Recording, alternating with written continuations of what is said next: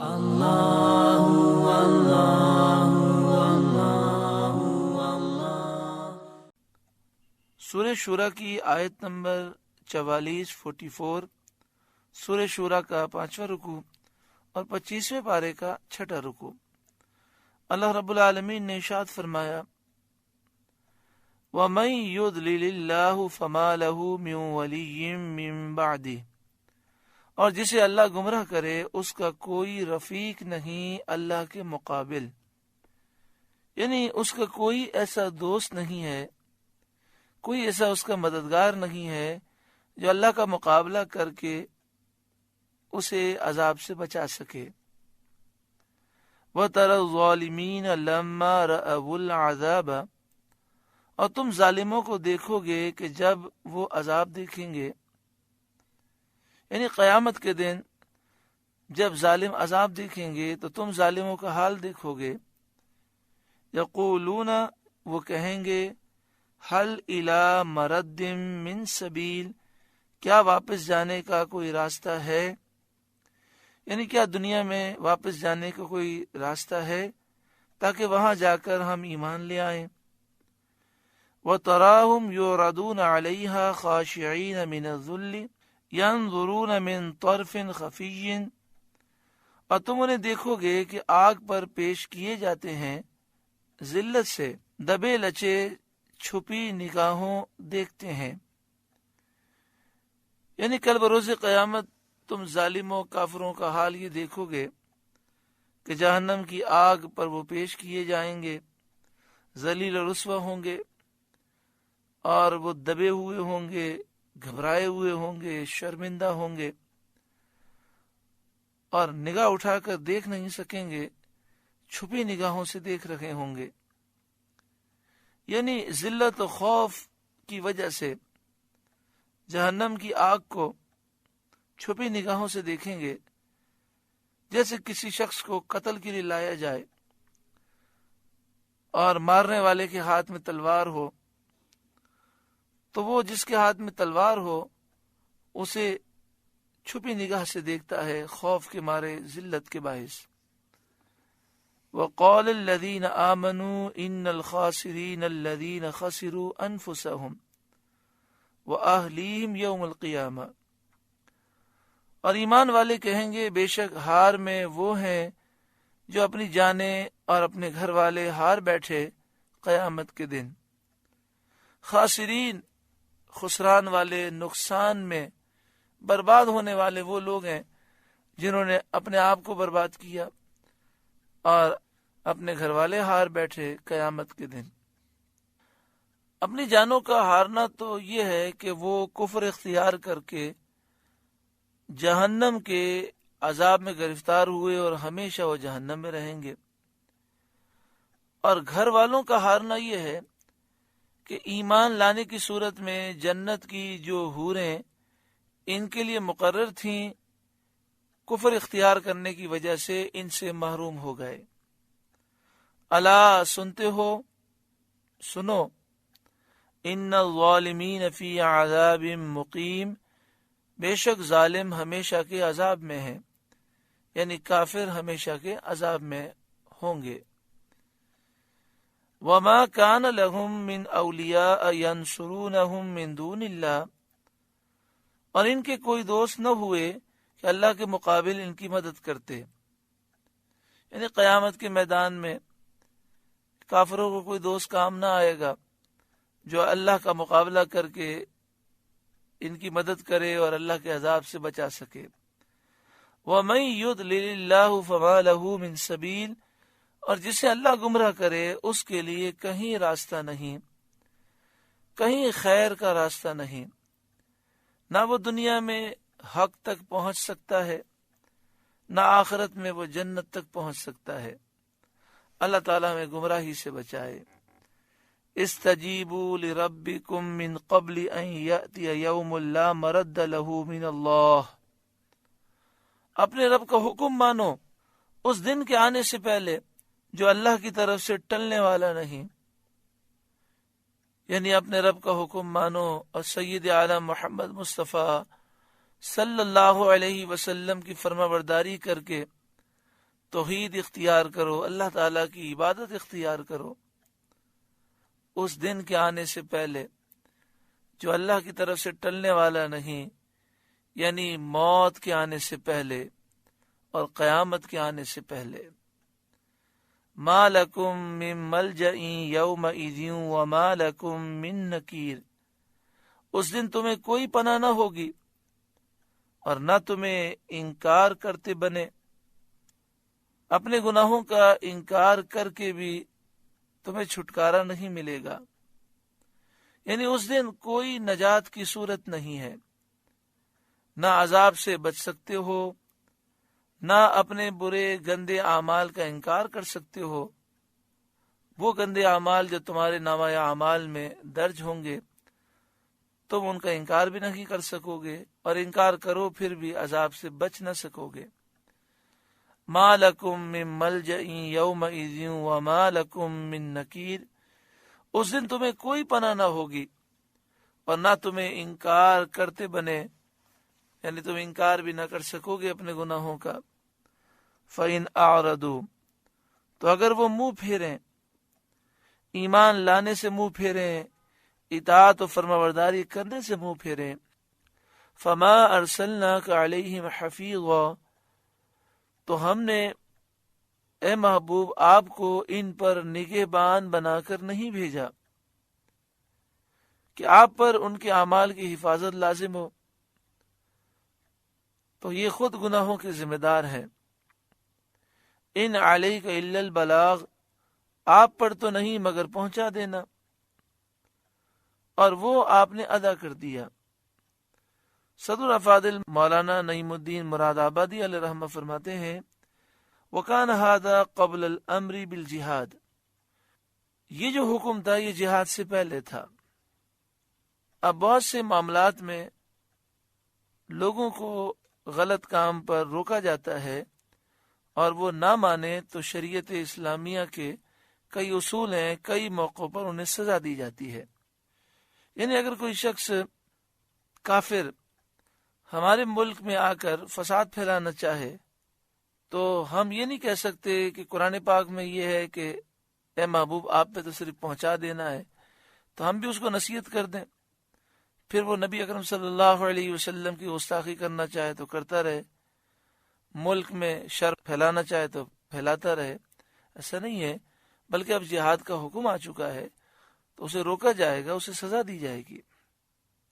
وَإِنَّا إِذَا أَذَقْنَا الْإِنسَانَ مِنَّا رَحْمَةً فَرِحَ بِهَا، اور جب ہم انسان کو اپنی طرف سے کسی رحمت کا مزہ دیتے ہیں، خواہ وہ دولت و ثروت ہو یا صحت و عافیت یا امن و سلامت یا جاہ و مرتبت یا اور کوئی، فرح بہا، اس پر خوش ہو جاتا ہے، غرور و تکبر کرتا ہے، رب کو بھول جاتا ہے۔ وَإِن تُصِبْهُمْ سَيِّئَةٌ بِمَا قَدَّمَتْ أَيْدِيهِمْ، اور اگر انہیں کوئی برائی پہنچے بدلہ اس کا جو ان کے ہاتھوں نے آگے بھیجا، کوئی مصیبت نازل ہو، کوئی بلا نازل ہو، مثلا قحط، تنگ دستی، بیماری، حالانکہ یہ ان کے گناہوں کی نحوست کی وجہ سے ہے، فَإِنَّ الْإِنسَانَ كَفُورٌ، تو انسان بڑا ناشکرا ہے، یعنی نعمتوں کو بھول جاتا ہے۔ حالانکہ نافرمانیوں گناہوں کی وجہ سے مصیبت آئی، پھر بھی کہتا ہے کہ ہر وقت مصیبتیں ہی ہیں، اللہ نے مجھے کچھ دیا ہی نہیں ہے، اور چند مصیبتوں کی وجہ سے جو لاکھوں نعمتیں موجود ہیں اس کی ناشکری کرتا ہے۔ للہ ملک السماوات والارض، اللہ ہی کے لیے ہے آسمانوں زمین کی سلطنت، بادشاہت، جیسا چاہتا ہے تصرف فرماتا ہے، جو چاہتا ہے کرتا ہے، کوئی دخل دینے کی جرت نہیں رکھتا، اعتراض کرنے کی مجال نہیں رکھتا۔ یخلق ما یشاء، پیدا کرتا ہے جو چاہے، یہب لمن یشاء اناثا، جسے چاہے بیٹیاں عطا فرمائے بیٹا نہ دے، وَيَهَبُ لِمَن يَشَاءُ الذُّكُورَ، اور جسے چاہے بیٹے دے بیٹی نہ دے، او یزوجہم ذکرانا و اناسا، یا دونوں ملا دے بیٹے اور بیٹیاں، جسے چاہے بیٹے بیٹیاں دونوں دے۔ وَيَجْعَلُ مَن يَشَاءُ عَقِيمًا، اور جسے چاہے بانجھ کر دے کہ اس کے اولاد ہی نہ ہو۔ وہ مالک ہے، اپنی نعمت کو جس طرح چاہے تقسیم کرے، جسے جو چاہے دے۔ انبیاء علیہ السلام میں بھی یہ سب صورتیں پائی جاتی ہیں۔ حضرت لوط علیہ السلام، حضرت شعیب علیہ السلام کی صرف بیٹیاں تھیں، کوئی بیٹا نہ تھا۔ حضرت ابراہیم علیہ السلام کے صرف بیٹے تھے، کوئی بیٹی نہ تھی۔ سید انبیاء حبیب خدا محمد مصطفیٰ صلی اللہ علیہ وآلہ وسلم کو اللہ تعالی نے 4 بیٹے عطا فرمائے اور 4 بیٹیاں عطا فرمائیں۔ حضرت یحییٰ اور حضرت عیسیٰ علیہ السلام کے کوئی اولاد ہی نہ ہوئی۔ یہ بات صدر الافاضل مولانا نعیم الدین مراد آبادی علیہ رحمہ نے لکھی۔ حضرت یحییٰ اور حضرت عیسیٰ علیہ السلام کے کوئی اولاد ہی نہیں ہوئی۔ اب اس عبارت پر ذہن میں سوال پیدا ہوتا ہے کہ حضرت یحییٰ اور حضرت عیسیٰ علیہ السلام کے ہاں اولاد نہ ہوئی تو انہوں نے نکاح بھی تو نہ فرمایا۔ تو اس کا جواب یہ ہے کہ صدر الافاضل یہ فرمانا چاہ رہے ہیں کہ اگر نصیب میں اولاد ہوتی تو وہ نکاح بھی کرتے، چونکہ جس کا دنیا میں آنا لکھا ہے وہ ضرور آئے گا۔ دوسری بات یہ کہ یہ حضرت عیسیٰ علیہ السلام کی جو بات ذکر کی گئی، یہ آپ کے اوپر اٹھانے سے پہلے کی بات ہے۔ اب جب حضرت عیسیٰ علیہ السلام واپس تشریف لائیں گے قرب قیامت میں، تو آپ نکاح بھی فرمائیں گے اور آپ کے ہاں اولاد بھی ہوگی۔ انہو علیم قدیر، بے شک وہ علم و قدرت والا ہے۔ وما کان لبشر ان یکلمہ اللہ الا وحیا، اور کسی آدمی کو نہیں پہنچتا کہ اللہ اس سے کلام فرمائے مگر وحی کے طور پر۔ الا وحیا، وحی سے مراد ہے بغیر کسی واسطے کے۔ اللہ تعالیٰ اس کے دل میں القاء فرما کر کلام کرے، اس کے دل میں الہام کر کے کلام کرے۔ اب وہ کلام بیداری میں ہو، خواب میں ہو، اس میں وحی کا وصول بے واسطہ سما کے ہے، یعنی وحی نبی کو حاصل ہوتی ہے بغیر کسی واسطے کے سننے کے ذریعے۔ اور آیت میں الا وحین سے یہی مراد ہے۔ اس میں یہ قید نہیں کہ اس حال میں سننے والا متکلم کو دیکھتا ہو یا نہ دیکھتا ہو، یعنی یا یہ نہیں ہے کہ نبی اللہ تعالیٰ کو اس وقت دیکھتے ہیں کہ نہیں دیکھتے۔ الا وحین میں ہر چیز شامل ہے، وحی کی تمام قسمیں، جو خواب میں وحی ہو وہ بھی داخل ہے، جو بیداری میں وحی ہو وہ بھی داخل ہے، لیکن وہ وحی داخل ہے جو بغیر کسی واسطے کے ہو، کوئی فرشتے کا واسطہ نہ ہو اور کوئی حجاب بھی نہ ہو۔ اب اس میں یہ بھی ممکن ہے کہ اللہ تبارک و تعالیٰ کا دیدار بھی ہو اور اس طرح وحی بھی ہو، اور یہ بھی ممکن ہے کہ دیدار نہ ہو اور بے واسطہ وحی ہو۔ حضرت مجاہد سے منقول ہے کہ اللہ تعالیٰ نے حضرت داؤد علیہ السلام کے سینے مبارک میں زبور کی وحی فرمائی، اور حضرت ابراہیم علیہ السلام کو بیٹے کے ذبح کی خواب میں وحی فرمائی۔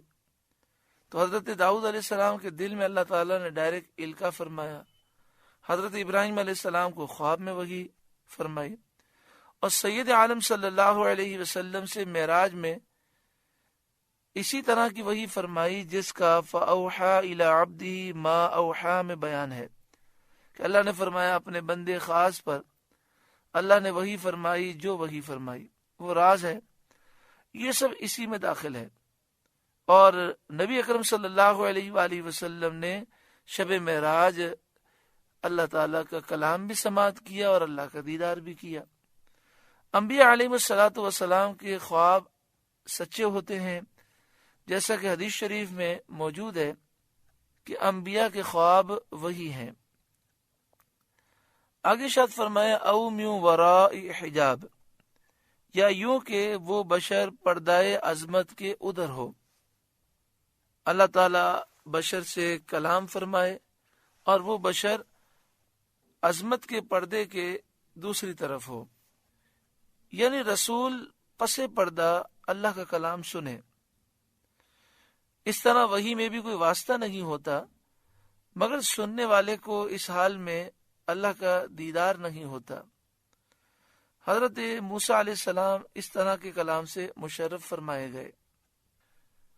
یہودیوں نے حضور پر نور سید عالم صلی اللہ علیہ وسلم سے کہا تھا کہ اگر آپ نبی ہیں تو اللہ تعالیٰ سے کلام کرتے وقت اس کو کیوں نہیں دیکھتے، جیسا کہ حضرت موسیٰ علیہ السلام دیکھتے تھے۔ حضور سید عالم صلی اللہ علیہ وسلم نے جواب دیا کہ حضرت موسیٰ علیہ السلام نہیں دیکھتے تھے۔ اللہ تعالیٰ نے یہ آیت نازل فرمائی تو نبی اکرم صلی اللہ علیہ وآلہ وسلم نے شب معراج تو اللہ کا دیدار کیا۔ اس کے علاوہ وہی کئی طریقوں سے نازل ہوئی۔ اللہ تعالیٰ اس سے پاک ہے کہ اس کے لیے کوئی ایسا پردہ ہو جیسا جسمانیات کے لیے ہوتا ہے۔ وہ چیزیں جو جسم رکھتی ہیں ان کے آگے ایک پردہ لگا دیا جائے تو وہ چیزیں چھپ جاتی ہیں۔ چونکہ اللہ تعالیٰ جسم سے پاک ہے تو اللہ تعالیٰ ایسے پردے سے بھی پاک ہے۔ تو یہ جو فرمایا کہ پردے کے پیچھے سے بشر کلام سنتا ہے، اس پردے سے مراد یہ ہے کہ نبی دنیا میں دیدار سے محجوب ہوتا ہے، یعنی وہ اللہ تعالیٰ کا اس وقت دیدار نہیں کر سکتا، یہ مراد ہے۔ او یرسل رسولا، یا کوئی فرشتہ بھیجے، فیوحی باذنہ ما یشاء، کہ وہ اس کے حکم سے وحی کرے جو وہ چاہے۔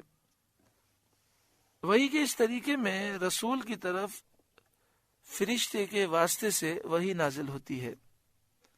انہ علی حکیم، بے شک وہ بلندی اور حکمت والا ہے۔ وَكَذَلِكَ أَوْحَيْنَا إِلَيْكَ رُوحًا مِّنْ أَمْرِنَا، اور یوں ہی ہم نے آپ کی طرف وحی بھیجی ایک جاں فضا چیز اپنے حکم سے۔ اے سید عالم ختم المرسلین صلی اللہ تعالی علیہ وآلہ وسلم، ہم نے آپ کی طرف وحی بھیجی، اور وہ وحی قرآن پاک کی ہے جو جاں فضا چیز ہے، جو دلوں میں زندگی پیدا کرتا ہے، اور یہ قرآن ہم نے اپنے حکم سے نازل فرمایا۔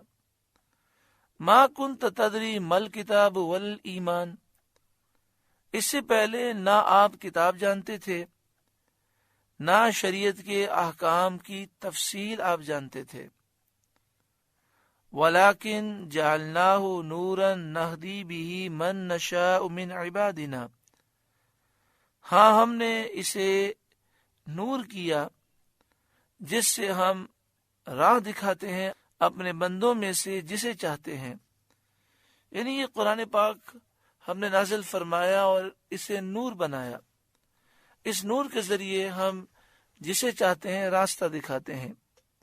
وَإِنَّكَ لَتَهْدِي إِلَى صِرَاطٍ مُسْتَقِيمٍ، اور بے شک آپ ضرور سیدھی راہ بتاتے ہیں، سیدھا راستہ دکھاتے ہیں، یعنی آپ دین اسلام کا راستہ دکھاتے ہیں۔ صراط اللہ الذی لہ ما فی السماوات وما فی الارض، اللہ کی راہ کہ اسی کا ہے جو کچھ آسمانوں میں ہے اور جو کچھ زمین میں ہے۔ یعنی اللہ تعالیٰ نے اپنے بندوں کے لیے جو راستہ مقرر فرمایا ہے وہی راستہ آپ دکھاتے ہیں۔ الا الی اللہ تصیر الامور، سنتے ہو سب کام اللہ ہی کی طرف پھرتے ہیں۔ سورہ شورى کا درس مکمل ہوا۔ اللہ تعالیٰ اس سورہ مبارکہ کے نور سے ہمارے قلوب کو روشن منور فرمائے۔ اللہ اللہ اللہ